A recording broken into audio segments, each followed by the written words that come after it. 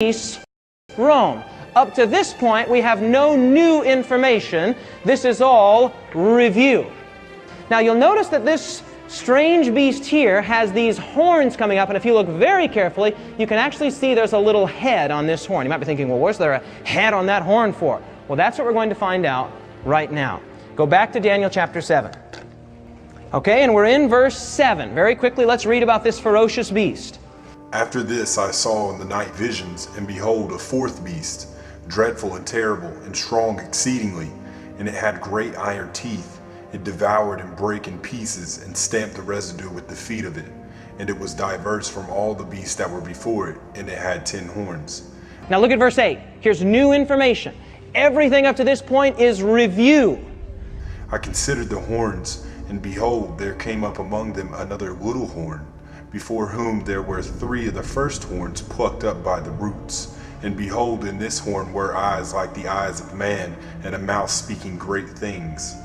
That little horn is the antichrist power. Okay? So Daniel here sees in vision these 4 beasts. How many beasts? 4 beasts. The 4th beast has 10 horns, and he's thinking about those horns. Something about those horns riveted his attention, and he sees another little horn come up among those horns, and this horn starts spouting his mouth off. That little horn is the Antichrist.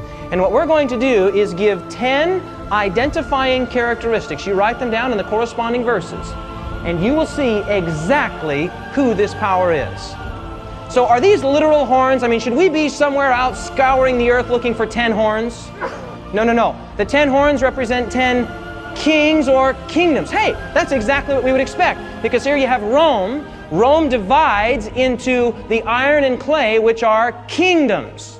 Are we clear on that, everyone?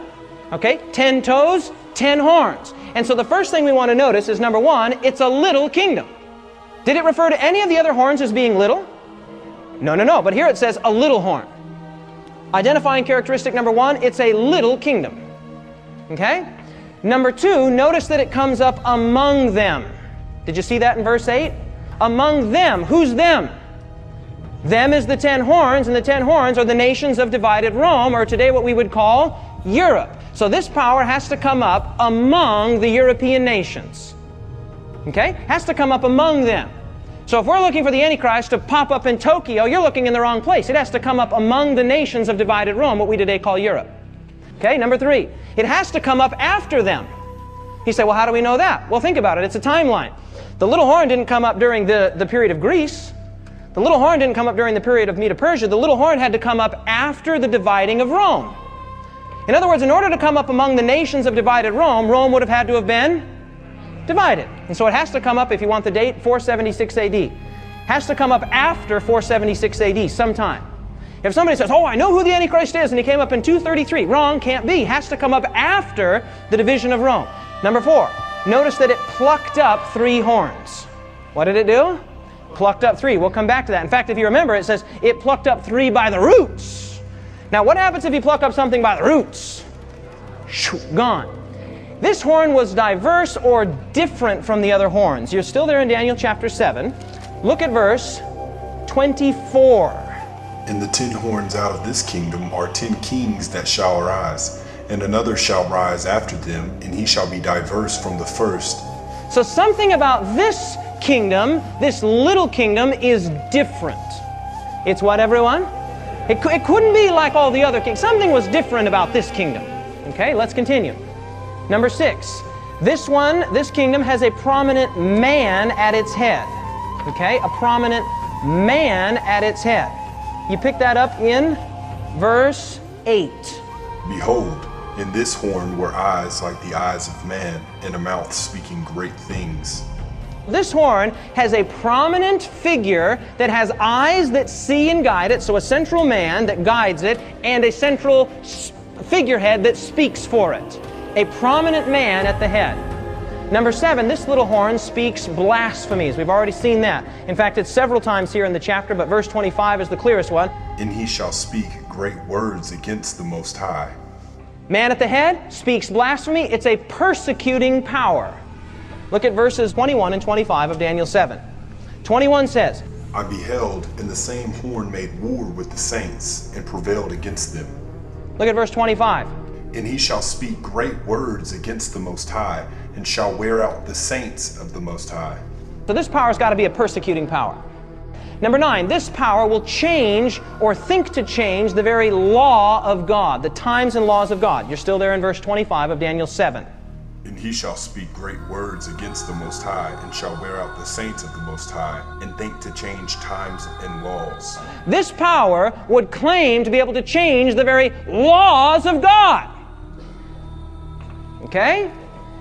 And then finally, this power would rule for 1,260 days. Notice it there in verse 25.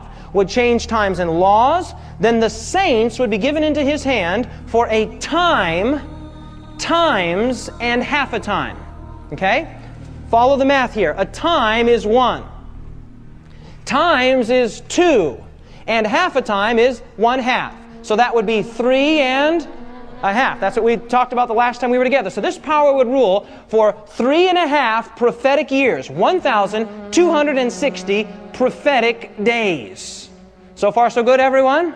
In fact, that time period, 1,260 days, appears 7 times in the Bible. 5 times in Revelation, 2 times in Daniel. It is the single most important, prominent time prophecy in all of Daniel and Revelation.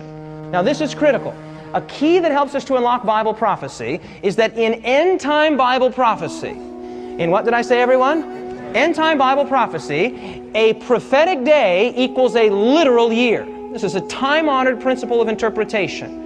Okay? And I'll give you 2 verses there. You can write that down. Ezekiel 4:6 and Numbers 14:34.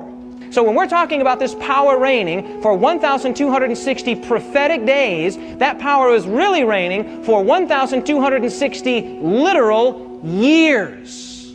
And we'll show you that in just a moment. Okay, so the Antichrist, who exactly is this little horn? Did everyone get your marks all written down? Let's quickly review them. Number 1, it is a little kingdom. Number 2, it has to come up among the nations of divided Europe. Number 3, it has to come up after them. Has to come up what, everyone? After them. Number 4, it plucked up how many? 3, very good. It's diverse or different. It has a prominent man at its head. It's blasphemous, speaking the blasphemies, claim to forgive sins, claim to be God on earth, and persecuting the people of God in the name of God. It is a persecuting power. It would think to change the very laws and times of God, and it would rule for 1,260 prophetic days or literal years. Now, beloved, I want you to think this through. All of those identifying characteristics, who's the only power that could fit all of them?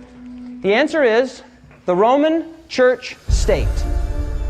Okay? The ecclesiastical empire of Rome. The only power that fits all of the identifying characteristics.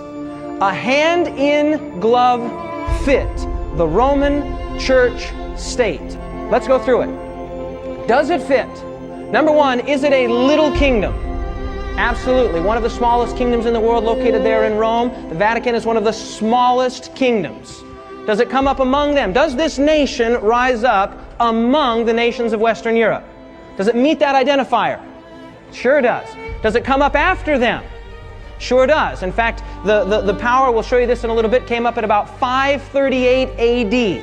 I'll give you a quotation to that effect in just a moment. 538 AD, so it meets that. Plucks up 3. Now, some of this, it takes a little bit of historical knowledge to go through, and I'll just quickly run through this. There were 3 tribes, the Vandals, the Heruli, and the Ostrogoths. They were Arian tribes. That is to say, they denied the preeminence of Jesus Christ. Okay, and basically what happened is the Bishop of Rome got on the phone to a man named Justinian, the ruler of the Eastern Roman Empire, and he said, I've got these 3 tribes over here that are giving me a hard time. They deny the teachings of the church, and what happened is, the short version is very short, Justinian came over and thrashed those kingdoms because the Bishop of Rome said they don't agree with us theologically. Those kingdoms, the Heruli, the Vandals of Northern Africa, and the Ostrogoths are gone today. No modern descendants whatsoever. None. Fits the historical correspondence perfectly. Is it different from the other kingdoms? Yes. This kingdom is a religio-political system. The Roman Church state is a church, but it's also a kingdom, so it's diverse. Okay, does it have a prominent man at its head that speaks for it and that guides it? Sure it does. This is taken from Dignity and Duties of the Priest. Were the Redeemer to descend into a church, were Jesus Christ to descend into a church and sit in a confessional to administer the sacrament of penance, and a priest to sit in a confessional, Jesus would say over each penitent, ego te absolvo. That's Latin for I forgive you, I absolve you. The priest would likewise say over each of his penitents, ego te absolvo, and notice this, the penitents of each would be equally absolved. Does that meet one of our biblical definitions of blasphemy? To claim to be able to forgive sins? Absolutely it does. Notice this one. This is from the Archbishop of Venice prior to becoming Pius X. The Bishop of Rome is not only the representative of Jesus Christ, but he is Jesus Christ himself hidden under the veil of the flesh. Does the Bishop of Rome speak? It is Jesus Christ who speaks. One of our definitions of blasphemy was claimed to be God on earth. This power says we're God on earth. The great encyclical letters of Leo XIII, he says on page 304, we hold upon this earth the place of God Almighty. The Bible calls that blasphemy. Okay? Speech blasphemy, persecuting power. Just very quickly, W.E.H. Lecky, The History of the Rise and Influence of Rationalism in Europe, he said that the Roman Church state has shed more innocent blood than any other institution that has ever existed among mankind, will be questioned by no Protestant who has a competent knowledge of history, to the tune of 100 million people killed during a period called the Dark Ages by this power. Okay? The Dark Ages. Part of the reason it was called the Dark Ages is that the Word, which is a lamp unto your feet and a light unto your path, was illegal. You couldn't have it. Changes the very times and laws of God. You say, no, couldn't be. From Lucius Ferrara's Prompta Bibliotheca, an article entitled Papa, Volume 6, page 29. The Bishop of Rome is of so great authority and power that he can modify, explain, or interpret even what? Divine laws. Be clear on that. The Bishop of Rome can modify divine law since his power is not of man but of God, and he acts as the vicegerent or the representative of God upon the earth. We can change the law of God.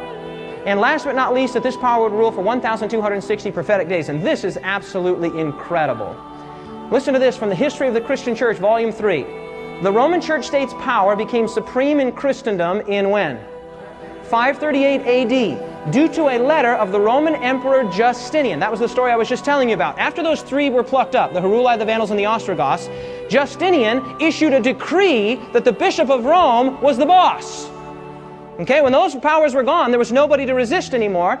So, due to a letter of the Roman Emperor Justinian, known as Justinian's decree, which set up and acknowledged the Bishop of Rome as the head of all, what everyone? Churches. When did that take place? 538 A.D. So what happened that year?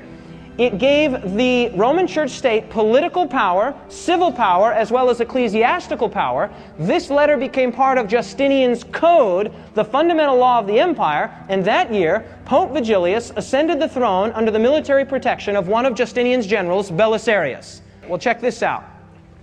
1,260 years later, in exactly 1798, do the math.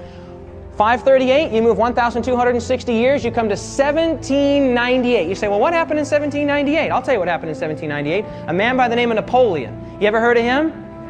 He was essentially sick and tired of taking orders from the papacy, and he sent one of his top generals, a man by the name of Louis Alexandre Berthier. He sent him down there into the Vatican, and he went in, he took the Bishop of Rome off of his throne, he declared Rome the Republic, all of the properties, everything, he declared it the property and Republic of France, and people said, that's the end of it. That's the end of the Roman Church state, it's done. And that happened in 1798, exactly 1,260 years after that power had risen to political and ecclesiastical prominence. So there you have it.